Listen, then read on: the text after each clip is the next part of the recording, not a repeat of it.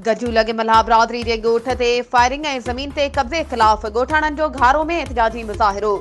गजू लग आचर मल्हा गोठ जे गोठाणनि ॾाढ़ू मल्हा, अज़ीज़ुल्ला मल्हा, अलवरायो मल्हा, सूमार मल्हा ऐं जस्कम अॻवान अयाज़ शाह जीलानी जी अॻवानी में गोठ ते बाअसर धुर पारां हमलो करे ज़रई ज़मीन ते कब्ज़ो करण ख़िलाफ़ प्ले कार्ड खणी एहतजाजी मुज़ाहिरो करे शहर जो गश्त करण बाद प्रेस क्लब घारो अॻियां एहतजाजी मुज़ाहिरो करे कब्ज़ागीरनि ख़िलाफ़ नारेबाज़ी कई वई।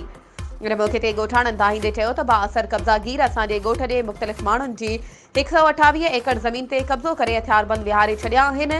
जेके गोठाणनि खे हथियारनि जे ज़ोर ते हिसाए रहिया आहिनि। गोठाणनि वधीक चयो त बाअसर कब्ज़ागीर कब्ज़े बाद गोठ जा रस्ता पिणु बंदि करे छॾिया आहिनि, जंहिं करे गोठाणनि खे शहर ताईं पहुचण में केतिरे ई किलोमीटर सफ़र करणो पवे थो। गोठाणनि commissioner Hyderabad, DIG Hyderabad, SSP ठठे खां घुर कई आहे त गोठ जी ज़मीन तां कब्ज़ो ख़त्म कराए कब्ज़ागीर ऐं संदसि हथियार बंदनि ख़िलाफ़ कार्रवाई कई वञे। वधीक ख़बरूं ऐं अपडेट्स जे लाइ असांजे चैनल खे सब्सक्राइब कयो ऐं हा, बेल आइकन खे प्रेस करणु न विसारिजो त जीअं असांजी हर नई अचण वारी वीडियो तव्हां ताईं पहुची सघे।